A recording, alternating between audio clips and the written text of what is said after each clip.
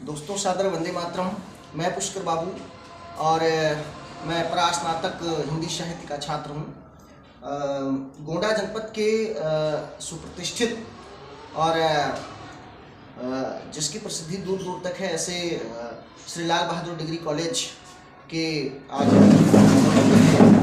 हिंदी विभागाध्यक्ष प्रोफेसर शैलेंद्र नाथ मिश्रा गुरुदेव जी के पास में और कुछ सामान्य बातचीत करने के लिए, क्योंकि आप जाने माने हिंदी साहित्य के विभागाध्यक्ष हैं और ज्ञान के अपार उदधि हैं, सागर हैं, जिनके चरणों में बैठ करके बहुत कुछ हम लोग सीखते हैं। आज सौभाग्य प्राप्त हुआ इस अवसर पे गुरुदेव से मिलने का। कुछ सामान्य बातचीत करते हैं और जानने का प्रयास करते हैं आज कुछ महती सवालों के बारे में। तो सबसे पहले गुरुदेव आपके चरणों में मेरा कुछ प्रणाम। आशीर्वाद। गुरुदेव, कुछ सामान्य बातचीत करने के लिए मैं आज आपके दर्शनार्थ में उपस्थित हूँ। सबसे बड़ी बात जो पूरे देश की आज एक बड़ी महती भूमिका के रूप में जो सवाल उभर के आ रहा है, महिला सशक्तिकरण जी, इस बारे में बड़े बड़े मंचों पे बड़ी बड़ी बातें आज देश में हो रही हैं और भारतीय संविधान में महिला सशक्तिकरण से संबंधित कुछ विशेष प्रावधान और आर्टिकल दिए गए हैं। जैसा कि हम लोग एक हिंदी साहित्य से जुड़े लोग हैं और आप विभागाध्यक्ष हैं, मैं यहाँ ये सवाल करना चाहता हूँ आपसे कि हिंदी साहित्य में महिला सशक्तिकरण के नाम पे क्या कार्य हुए हैं और आज के डेट में महिला सशक्तिकरण की आवश्यकताओं से संबंधित जो हिंदी साहित्य में जो विमर्श चल पड़ा है, ये कब से चल पड़ा है? क्या ये पहले से चल रहा था या ये फिर अब चला? इस संबंध में थोड़ी जानकारी देने का प्रयास कर देते। मैंने बहुत आपने ऐसा सवाल किया है कि जो समकालीन विमर्श की दुनिया में एक महत्वपूर्ण और केंद्रीयता इसकी बनी हुई है जी, और इस पर लगातार केवल अपने ही देश में नहीं, दुनिया के हर देश में कार्य है जी। मैं आंकड़ों और तिथियों के परे हट करके इस मुद्दे पर, क्योंकि साहित्य के विद्यार्थी की तरह हम लोग इस पर बातचीत कर सकते हैं जी, और आप मुझसे वही अपेक्षा भी कर रहे होंगे जी। तो समस्या जहाँ पर है वो समस्या किसी एक स्थान पर नहीं है जी। महिला सशक्तिकरण का जो अंतिम रूप हो सकता है वो ये है कि जो धरती की प्रकृति है, सृष्टि की जो संरचना जी, उसमें स्त्री और पुरुष जी जी ये दोनों 50-50% के हिस्सेदार हैं। ये जो प्राकृतिक वर्णन या प्राकृतिक स्थिति या प्राकृतिक परिस्थिति जो है, उसके अनुसार हमारा जो सामाजिक विकास है वो नहीं हो पाया जी। पहले शुरुआती दौर में जब हमारा समाज आदिम समाज रहा होगा, जिसको हर ज्ञान की शाखा स्वीकार कर रही है जी, यद्यपि ज्ञान की जो है शुरुआत या ज्ञान की एक पराकाष्ठा हमको वेद में मिलती है जी, और मेरा अपना ये मानना है कि वेद जो है कई हजार सालों की मौखिक परंपराओं का संकलन है जी। एक लंबे समय तक, क्योंकि भाषा की जो उच्चता है, जो विचारों की उच्चता है और जो विमर्श की परिष्कृत स्थिति है, पारदर्शी स्थिति है जी, वो स्थिति जो है आपको कहीं और नहीं मिलेगी। और लंबे समय तक क्योंकि शुद्ध परंपरा उसका नाम ही रहा है जी।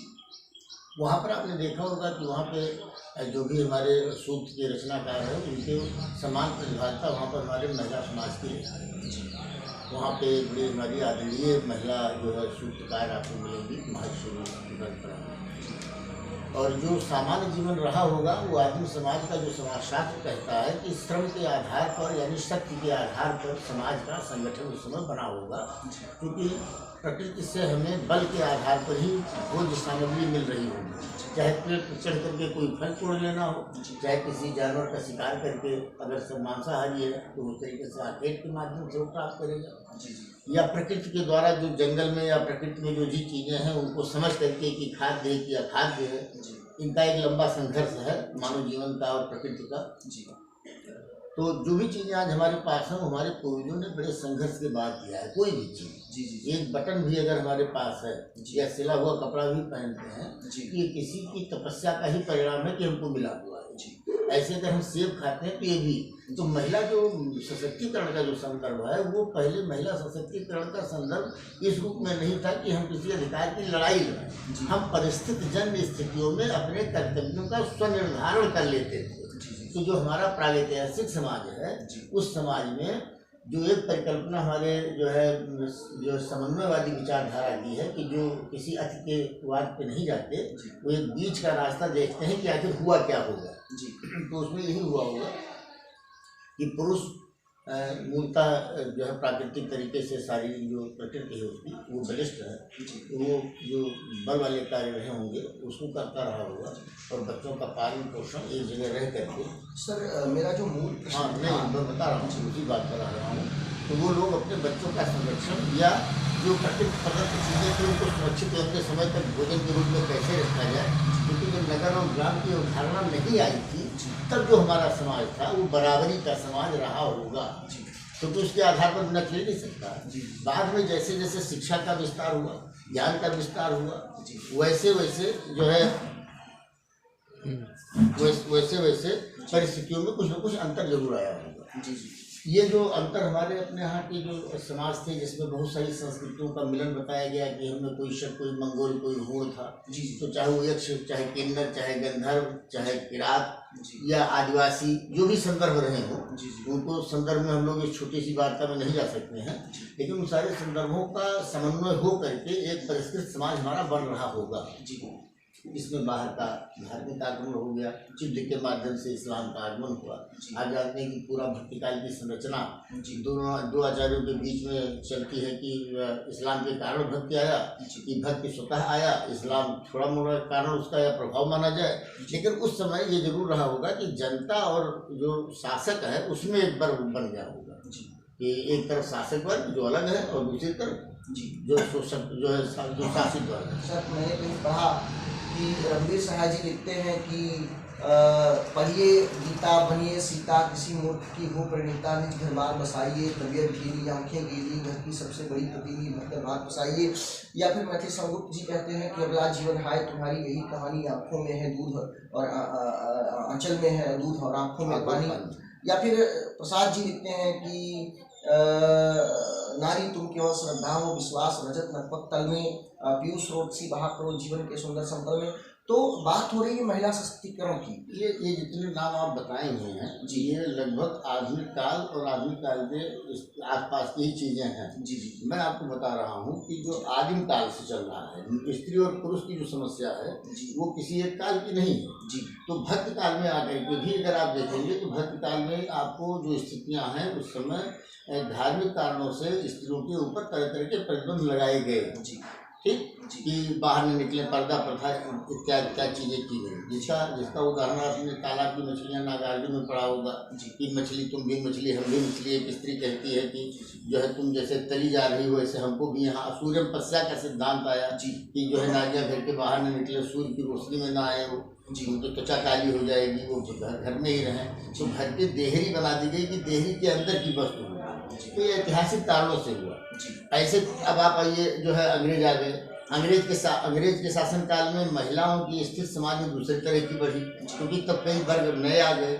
अब उसके बाद आइए, क्योंकि उसमें आपने देखा होगा कि कांग्रेस का आंदोलन हो चाहे जीवन का कोई भी क्षेत्र हो, आधुनिक काल में आपको महिलाएं पुरुषों के साथ कदम से कदम मिल करके आगे बढ़ती हुई दिखाई पड़ेगी। ये तक उनकी पूरी प्रतिभागिता उस समय भी नहीं थी, आज भी नहीं है, वो अलग अलग कारण है। लेकिन वहाँ से आपको एक अच्छी हवा, एक अच्छी खबर मिलनी शुरू हो जाएगी कि स्त्रियों का स्वतः प्रेरित जो समूह है वो चाहे आज़ाद हिंद फौज में एक महिला के तौर पर, सैनिक के तौर पर एक जो है देश के लिए समर्पित जो है सैनिक के रूप में वहाँ पर काम करना हो, चाहे इंदिरा गांधी के रूप में राजनीति के रूप में जो है स्थापित हो जाना हो, चाहे जो है गवर्नर का काम करना हो महिलाओं का, चाहे लेखन में महादेवी के रूप में आना हो। तो इस तरीके से वो उस काल में आप स्वतंत्रता के पहले का जो काल है और जब से स्वतंत्रता की आंदोलन 1857 और 1947 के बीच का जो काल, उस काल में अलग अलग वर्गों की महिलाएं, क्योंकि मोटे तौर पर आप देखेंगे तो सैद्धांतिक स्तर पर समाज को दो वर्गों में लोग बांट देते हैं, शोषक शोषित, अमीर गरीब। लेकिन आज के समकालीन समाज में आप उच्च वर्ग, मध्य वर्ग, निम्न वर्ग, अति निम्न वर्ग, जो बिल्कुल हाशिए पे है, वंचित है, शोषित है, असहाय है, दलित है, झुग्गी झोपड़ी में रह रहा है, उसको नागरिक जीवन की एक जो सामान्य सुविधा वो भी नहीं उपलब्ध है, उसमें महिलाएं हैं।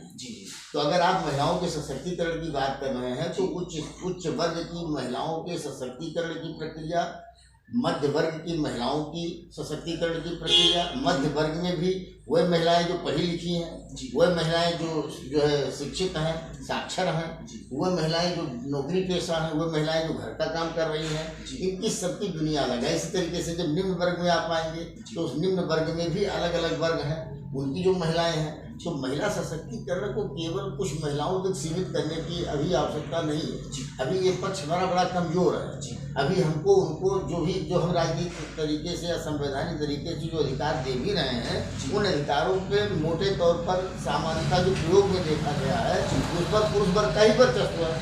प्रधान हम चुन लेते हैं नारी को आरक्षण के नाम पर, लेकिन जो काम देख रहा है उसको स्वतः कार्य करने की नहीं मिल रही है। तो इसमें हमारा डबल नुकसान हो रहा है। हम एक आदमी को चयन कर रहे हैं, उस आदमी को कर्तव्यहीन बना के रहे हैं, बैठा करके उसको पद दे रहे हैं, कोई विधायक का, जिला पंचायत सदस्य का, ब्लॉक प्रमुख का, या कोई भी पद दे रहे हैं। लेकिन ऐसे ही अगर हम एडमिनिस्ट्रेटिव जॉब में कोई IPS महिला हो, उसका पद कहे कि नहीं मैं करूँगा, कोई DM हो वो उसका पद कहे कि नहीं मैं करूँगा, तो कितनी खतरनाक बात होगी। तो जो महिलाओं को अधिकार दिया, अभी भी समाज हमारा इस मामले, देखो सिमोन द बोइयार ने अगर कोई बात शुरू की थी, उनकी द सेकंड सेक्स, जिसको प्रभाषिता ने बात किया है, सुरक्षिता नारी, तो उसमें उन्होंने लिखा कि स्त्री पैदा नहीं होती है, बना दी जाती है। आज के दौर में प्रभा ये कुछ लेते भी रहिए जी। गुरुदेव ने बड़ी अच्छी व्यवस्था की हुई है, कुछ खाने पीने की भी। सबसे पहले गुरुदेव आप ही कम समय में ही कुछ चाय सवाल आप लीजिए पहले खाइए, उसके बाद बात करिए। जी, चित्रा मुद्गल जी हों या प्रभा खेतान जी हों, कृष्णा सोढी जी हों, ये लोग स्त्री विमर्श में एक बड़ा नाम बन के हिंदी साहित्य में उभर के आई है। और आवा है और कई ऐसे लेखन हुए हैं जो काम कर रहे हैं। सर, इस दिशा में दूसरा सवाल मैं दलित विमर्श से संबंधित पूछना चाहता हूँ कि हिंदी साहित्य में अभी 2-4 सवाल गुरुदेव और पूछ रहे हैं, समय का ध्यान रखते हुए संक्षिप्त रूप से, क्योंकि आप ज्ञान के भंडार हैं। मेरे पास में जो भी चीज़ें विमर्श में चल रही हैं जी, उनके बारे में थोड़ी बहुत जानकारी तो हर व्यक्ति को जो बौद्धिक वर्ग है हमारा वो रखता है जी। लेकिन जब आप किसी पर्टिकुलर जो है फैक्ट के साथ बात करना चाहेंगे तो आपको समय दे करके आना पड़ेगा कि हम इस विषय पर आपसे बात करने आएंगे। नहीं, मुझे और ऐसे आप जनरल किसी भी विषय पर बात करिए तो हमेशा बातचीत हम लोग करते हैं। सबसे महत्वपूर्ण प्रश्न गुरुदेव मैं पूछ लेना चाहता हूँ कि आज डॉक्टरी पढ़ने वाला गुरुदेव डॉक्टर बन के पैसा कमा रहा है, इंजीनियर B.Tech करने के बाद में सामान्यतः किसी कंपनी में काम कर रहा है, लेकिन जो हमारा हिंदी साहित्य का विद्यार्थी है वो BA और MA करने के बाद भी बेरोजगार घूम रहा है और एक तरीके से घर वालों की नज़र में वो आँख का कांटा बन के है। तो इस दिशा में हम हिंदी के क्षेत्र में जो स्नातक परास्नातक के छात्र हैं उनके रोजगार पड़ता की हम बात करें तो क्या हम ये सवाल खड़ा हो जाता है कि क्या हम हिंदी के विद्यार्थियों को एक रोजगारप्रद जीवन नहीं दे पा रहे हैं? इस विषय में गुरुदेव क्या? बहुत सुंदर विचार आपके आए हैं और जो है चूँकि संयोगात आपने मुझसे प्रश्न किया है जी गुरुदेव, और मैंने इस प्रश्न पर अपने शोध कार्य जब मैंने शुरू किया था 85-86 में जी, उस समय से ही मैं इस प्रश्न से जूझ रहा हूँ जी। और उस प्रश्न को जूझते हुए मैंने MA में एक गज़ल लिखी थी जी, ये MA तो पास कर लिया खिचड़ी उबाल कर जी जी जी, अब शोध कर रहा हूँ जिंदगी क्या है क्या है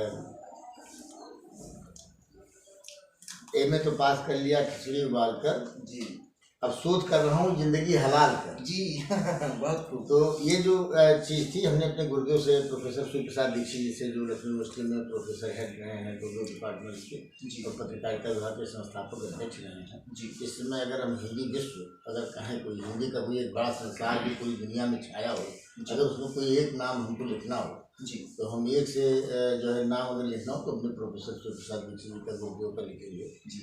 और वो इस अभी फिजी में विश्व हिंदी सम्मेलन में उनको सम्मानित किया गया है जी। अभी राष्ट्रपति महोदय का जब दौरा अपने उत्तर प्रदेश में हुआ है तो उनको उत्तर प्रदेश की तरफ से नागरिक के रूप में जिनको सम्मान अभिनंदन करने का उनको अवसर दिया गया जी। और ज्ञान के क्षेत्र में, साहित्य के क्षेत्र में, भाषा के क्षेत्र में और भाषा के जो तमाम सारे हमारे विस्तार हैं और तमाम सारे अन्य आयाम हैं, उन पर लगभग गुरुदेव की 150 से ऊपर पुस्तकें हैं और किसी भी क्षेत्र में उन्होंने कोई दूसरी पुस्तक नहीं लिखी है, हर क्षेत्र में लगभग एक ही पुस्तक लिखी है। तो हम लोग बात कुछ कर रहे थे, लेकिन जो रोजगार वाली बात है, तो रोजगार को लेकर के गुरुदेव का अभी चिंतन बड़ा स्पष्ट रहा है। और वो हमारे साथ ही हमको एक अवसर उन्होंने दिया था, रोजगार पर पाठ्यक्रम तैयार कर रहे थे, तो उसमें मुझको उन्होंने साथ में रखा था और हम लोग मिल करके पुस्तक की संरचना भी करना चाह रहे थे, लेकिन वो कालांतर में हमारे गोंडा जाने के कारण नहीं हो पाई। लेकिन अभी भी उनसे लगातार बातचीत हो रही है। पुष्कर बाबू, ये जो सवाल है, ये सवाल शासन और प्रशासन को भी देखना चाहिए और समाज को भी देखना चाहिए कि कोई विद्यार्थी अगर कोई ज्ञान हासिल कर रहा है, उसका उसके जीवन में व्यवहारिक उपयोगिता क्या है। क्योंकि आज हमने जब मान लिया है कि हमारे किसी भी शिक्षा का, किसी भी योग्यता का, किसी भी स्किल डेवलपमेंट का जो अंतिम लक्ष्य है वो है अर्थोपार्जन या आत्मनिर्भरता अर्थ के क्षेत्र में, कि हमको 4 जो है रोटी खाने के लिए, अपने बच्चे की फीस देने के लिए, जिसकी वजह इसकी चर्चा हमारे साहित्य में लगातार होती है कि जो है क्या करेंगे जब बेचारे देश का इतिहास लिखकर उनका बच्चा जब किताबों के लिए रोने लगे। तो ये जो पीड़ा है कि मुझसे ज़्यादा तो मेरी बिटिया समझती है मुझे, टाफियों के वास्ते वो कभी रोती नहीं। तो ये जो पीड़ा है कि अदब जी लिखते हैं कि हाय री किस्मत की बच्चा खाली पेट सो गया, माँ की कदमों से लिपट कर 12 मनोहार थे, क्या गलत है कल के उसको चेतना बागी में पल रहा है बचपना जो भूख के अंगार पे। तो ये जो पीड़ा है, भूख की पीड़ा है, जो उस अन्याय की पीड़ा है, जो सताने की पीड़ा है, समाज के अलग अलग तरीके के जो तरीके हैं, उसमें हमारे समाज के तमाम सारे उपकरण हैं। इन लोगों ने एक लंबे समय में इतिहास विकासक क्रम है, चीज़ों को कैसे परेशान किया जाए लोगों को, उसके लिए तमाम टूल्स विकसित कर रखे थे। उसमें तमाम चीज़ें संविधान ने खारिज कर दी। सबसे बड़ी दिक्कत ये हुई पुष्कर बाबू कि संविधान जब हमने मिला उस समय हमें एक बड़ा मौका मिला था जो पहली बार देश में मिला, लेकिन उसको हमारे नागरिकों ने उस समय उतनी दृढ़ता से पहचाना नहीं। वही लोग जो दृढ़ता से अंग्रेज का मुकाबला कर रहे थे, तरीका चाहे जो रहा, कांग्रेस के साथ रहे हों, कांग्रेस से अलग हट करके सोच रहे हों, उनका ये हो कि भाई हम अपने तरीके से अपना दायित्व निर्वहन करेंगे देश के लिए, क्योंकि कोई सेना लड़ नहीं रही थी। सेना का अगर कोई गठन भी किया था तो वो भारत के जो प्रथम प्रधानमंत्री के रूप में आज़ाद हिंद फौज के संस्थापक हमारे माननीय नेताजी सुभाष चंद्र बोस थे। उन्होंने सेना बाहर जा करके बनाई और फिर वापस आए और उस बीच में तमाम सारी चीज़ें हुई जो एक राजनीतिक ऐसा रहस्यमय जो है क्षेत्र है जिसमें हम लोग भी ना जाएँ। हम लोग दूसरी बात कर रहे हैं रोजगार को लेकर के। तो रोजगार को लेकर के एक पीड़ा यह है मन में कि इंजीनियरिंग पढ़ने वाला लड़का इंजीनियर हो जाता है, वकालत यानी लॉ में जो जाता है लड़का वो वकील हो जाता है, न्याय से जुड़ी हुई कुछ चीज़ों में हस्तक्षेप करता है, जो मिस्त्री वगैरह चला जाता है या जो AP वगैरह बनता है। मेडिकल में जाने वाला भी जो है तमाम सारे पद हैं, डॉक्टर से लेकर के और जो है नर्सिंग के तमाम सारे आयाम हैं, उसमें कहीं कहीं एडजस्ट हो जाता है। लेकिन जो साहित्य का विद्यार्थी है वो केवल शिक्षक बन सकता है। अभी तक की जो प्रक्रिया है उसमें वो साहित्य का शिक्षक केवल बन सकता है। लेकिन जो अन्य आयाम है उन आयामों को जो है हमारे जो पाठ्यक्रम है उन निर्माताओं ने इस तरह का ध्यान नहीं दिया कि हम हिंदी को कुछ इस तरह के एक व्यवहारिक पाठ्यक्रम बनाएं कि हमारा बच्चा भी नाटककार, कवि, उपन्यासकार या गद्य के विभिन्न जो हमारे रूप हैं उनका कोई रूप लेकर के आगे बढ़े, यानी वो क्रिएटिव वर्क भी करे। अगर साहित्य पढ़ता है तो साहित्य की विभिन्न विधाओं में वो खंडकार लिखना सीख जाए, वो कविता लिखना सीख जाए, वो कवि बन जाए या नाटककार बन जाए, उपन्यासकार बन जाए, कथाकार बन जाए, संस्मरणकार बन जाए, रेखा चित्रकार बन जाए, टीचर लिखने लगे। और इन सबकी उपयोगिता मानव समाज में है। पटकथा लेखन की जो है बड़ी अच्छी जगह है, गीत लेखन की बड़ी अच्छी जगह है। अगर हम देखें तो साहित्य की लगभग हर विधा की जो व्यावसायिक डिमांड है वो बनी हुई है। क्षेत्र अलग है, संघर्ष है हर जगह, लेकिन ऐसा नहीं है कि नहीं, लेकिन हम उसकी कोई व्यवहारिक ट्रेनिंग नहीं दे पाते हैं। हम केवल ये बताते हैं कि किस काल में कौन कौन से रचनाकार हुए, उन्होंने क्या क्या रचनाएं लिखी हैं, और कुछ गद्य और पद्य के कुछ जो है जो हमारे प्रमुख जो है ऐसे महत्वपूर्ण लेख हैं या कविताएँ हैं, उनको हम पाठ्यक्रमों में अलग अलग चरणों में स्नातक के लिए अलग डिजाइन कर लेते हैं और MA के लिए अलग डिजाइन कर लेते हैं। लेकिन आज जो हमारी नई शिक्षा नीति है उस शिक्षा नीति में बड़ी संभावनाएं हैं। जो हमारी पीड़ा या आप बता रहे हैं रोजगार पर पाठ्यक्रम की, वो सब दूर हो जाएगी। नई शिक्षा नीति को सच्चे ढंग से अगर इम्प्लीमेंट कर लिया जाए तो ये सारी समस्या दूर हो जाएगी, क्योंकि इसमें हर व्यक्ति को एक ऐसा डिजाइन किया गया है कि तीन स्तरों पर उसको स्किल डेवलपमेंट के कई चरणों से गुजरना पड़ेगा।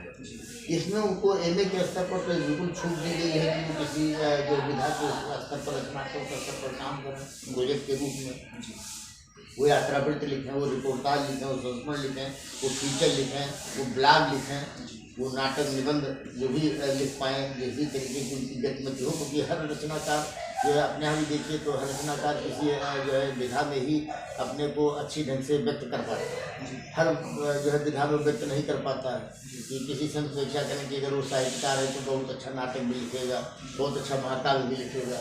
तो रोजगार पठक पाठ्यक्रम को लेकर के जो है हम गुरुदेव से विचार कर रहे थे और हमको एक अवसर मिला था और हमने इसको जो है अच्छे ढंग से समझने का भी प्रयास किया और इसको लेकर के मैं एक विद्यापीठ बनाने की योजना में हूँ जी, जो हिंदी के रोजगार परक पाठ्यक्रम रहेंगे और 100 पाठ्यक्रम उसमें ऐसे रहेंगे कि जिनको आज साल भर के जो है अंदर प्रशिक्षण प्राप्त करके और उससे संबंधित कोई रोजगार जरूर करने लगेंगे, जिसमें जो है संपादन का रखा गया है, ब्लॉग लेखन का रखा गया है, रिपोर्टिंग का रखा गया है, ये छोटे मोटे जो रचनात्मक कार्य विज्ञापन राइटिंग का रखा गया है, पटकथा लेखन का रखा गया है। तो ये जो पाठ्यक्रम है लगभग 100 पाठ्यक्रम गुरुदेव के निर्देशन में रहेगा और वही इसके संस्थापक कुलपति भी रहेंगे। मेरे अनुरोध को उन्होंने स्वीकार कर लिया है प्रोफेसर शिवप्रसाद दीक्षित जी। चलिए सर, एक अंतिम सवाल जो है पूछ करके देखिए गुरुदेव, जीवन व्यवहार में भी जीना होता है और जीवन के आदर्शवादी मायने भी,